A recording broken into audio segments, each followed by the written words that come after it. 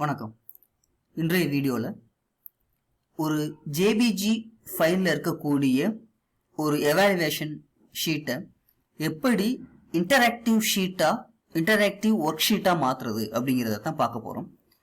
இப்போ interactive work ஷீட்னா என்ன அப்படின்னா, இப்போ நம்ம ஒரு ஜேபிஜி ஃபைல் நீங்கள் பார்க்குறீங்க, ஆனால் அந்த இமேஜ் ஃபைலில் நம்ம எந்த ஆன்சர்ஸுமே பண்ண முடியாது பார்த்தீங்களா. ஆனால் இதில் நம்ம என்ன செய்யலாம்னா, இங்கே பார்த்தீங்கன்னா இப்படி நம்மளால என்ன செய்ய முடியும், ஆன்சர்ஸை எழுத முடியும். எழுதுனதுக்கு அப்புறம் அதை செக் பண்ணி பார்த்துக்கலாம். ஆட்டோமேட்டிக்கா ஆன்சர்ஸ் வர்ற மாதிரியும் நம்மளால என்ன செய்ய முடியும், ரெடி பண்ண முடியும். இப்போ பாருங்க, இப்போ உங்களுக்கு உதாரணத்துக்கு ஒன்று பண்ணதுனால இந்த மாதிரி நம்மளால என்ன செய்ய முடியும்னா செல்ஃப் எவாலுவேட் வந்து ஸ்டூடெண்ட்ஸா பண்ண வைக்க முடியும். சரி, இதை எப்படி உருவாக்கலாம் அப்படிங்கிறத இதுல பார்க்கலாம். நீங்க ஒரு பிடிஎஃப் ஃபைல பாக்குறீங்க.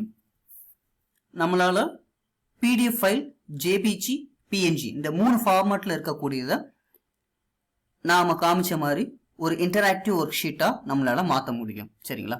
சரி, இப்போ அதுதான் நான் என்ன செய்ய, கிரீன் ஷாட் அப்படிங்கிற ஒரு ஓப்பன் சோர்ஸ் சாஃப்ட்வேர் வந்து இருக்கும். அது ரொம்ப எளிமையா இருக்கும், ஓப்பன் சோர்ஸும் கூட. இதுல எனக்கு தேவையான பகுதிகள் மட்டும் நான் என்ன செய்ய போறேன்னா, இப்போ ஸ்கிரீன்ஷாட் எடுத்துக்க போறேன்.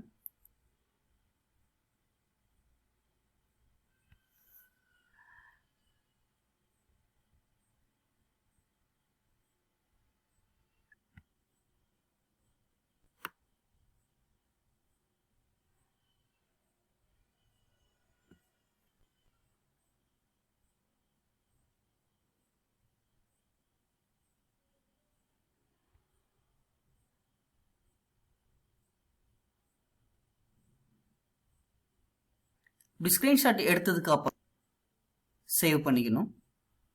ஏதாவது ஒரு நேம்ல சேவ் பண்ணிக்கலாம். இங்க உங்களுக்கு விருப்பப்பட்ட ஒரு ஃபார்மேட்ல என்ன செஞ்சுக்கணும், ஜேபிஜி இல்லைன்னா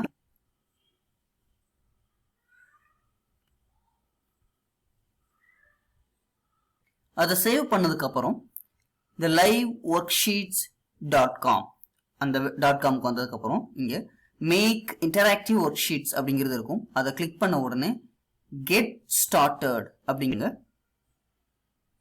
அடுத்ததா நாம சேவ் பண்ண ஃபைலை அப்லோட் பண்ணணும். இங்க ப்ரௌஸ்ங்கிறத கிளிக் பண்ணிட்டு நாம ஏற்கனவே டவுன்லோட் பண்ணி வச்சிருக்கக்கூடிய அந்த ஜேபி செலக்ட் பண்ணிட்டு முதல் 4 ஆப்ஷன்ஸ் இருக்கும் பார்த்தீங்களா. நம்ம ஆன்சர்ஸ் எழுதுறதுக்கு ஒரு ஸ்பேஸை சூஸ் பண்ணிட்டு அங்க இப்படி பாக்ஸ் கிரியேட் பண்ணதுக்கு அப்புறம் இந்த ஃபர்ஸ்ட் கொஸ்டினுக்குரிய ஆன்சரை அந்த பாக்ஸ்ல எழுதிக்கிடணும். அடுத்ததா அதே மாதிரி ஒவ்வொரு கொஸ்டினுக்குரிய ஆன்சர் அந்த பாக்ஸ்ல எழுதிக்கோங்க. சரிங்களா? எழுதுனதுக்கு அப்புறம் இங்க இருக்கக்கூடிய இந்த 2வது ஆப்ஷன்ல கிளிக் பண்ணீங்கன்னா ப்ரிவ்யூ, உங்களுடைய கொஸ்டின்ஸ் எந்த மாதிரி இருக்கும் அப்படிங்கறத நீங்க முன்னமே அதை பார்த்துக்கலாம். இப்ப ஸ்டூடெண்ட்ஸ்க்கு இந்த மாதிரி தான் இருக்கும். அவங்க என்ன பண்ணணும்னா கரெக்டான ஆன்சர்ஸ் எதுவோ அவங்களுடைய மொபைல்லையே என்ன செஞ்சுக்கலாம்னா ஆன்சர்ஸ் பண்ண முடியும். சரிங்களா? ஆன்சர் பண்ணதுக்கு அப்புறம் நாம அந்த வீடியோல காமிச்ச மாதிரி செக் பண்ணி பார்த்துக்கிடலாம். ரொம்ப எளிமையா இருக்கும். ஏன் இப்படி பண்றோம் அப்படின்னா, நமக்கு ரொம்ப நேரம் வந்து ரொம்ப சேவ் ஆகும். இந்த மாதிரி நம்ம பண்ணோம் அப்படின்னு ஏற்கனவே இருக்கக்கூடிய ஒரு இமேஜ்ல இந்த மாதிரி பண்ணிக்கலாம். நல்லா கவனிச்சுக்கணும், அந்த இமேஜ் வந்து காப்பிரைட் இஷ்யூ இல்லாத ஒரு இமேஜா இருக்கிற மாதிரி இருக்கணும். நீங்க ஒரு வேர்ட் ஃபைல் தான் எங்கிட்ட இருக்கு அப்படிங்கிறப்ப அந்த வேர்ட் ஃபைலும் நம்மளால என்ன செய்ய முடியும், ஆப்ஷன்ல போய் அதை ஜேபிஜியா நம்மளால மாற்ற முடியும். சரிங்களா? வேர்ட் ஃபைல்ல இருந்து நம்மளால ஜேபிஜியாவும் மாற்ற முடியும், நம்மளால ஒரு பிடிஎஃப் ஃபைலாவும் நமக்கு தேவையான அளவுக்கு மாத்திக்கலாம். அப்படி மாத்துறத இந்த மாதிரி நம்மளால ஒரு இன்டராக்டிவ் ஒர்க் ஷீட்டை நம்மளால மாற்ற முடியும். சரிங்களா? இப்போ 2 மெத்தட் முடிச்சிட்டோம். அடுத்ததான் இங்க 3ர்ட்ல பாத்தீங்கன்னா இங்க டிக் மார்க் இருக்கும்.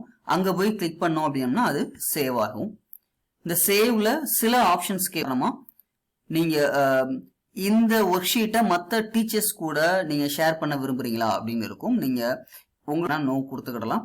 கொடுத்ததுக்கு அப்புறம் இங்க டைட்டில், லாங்குவேஜ், ஸ்கூல் சப்ஜெக்ட்லாம் அப்படின்னா கொடுத்துட்டு கீழே சேவ் அப்படின்னு கொடுத்துக்கலாம். இதுல இன்னொரு முக்கியமான விஷயம் என்ன இருக்கும் அப்படின்னா, இதை எம்பெட் ஆப்ஷனாவும் நம்மளுடைய பிளாகர்லயோ இல்லைன்னா வெப்சைட்லயோ நம்மளால யூஸ் பண்ண முடியும்.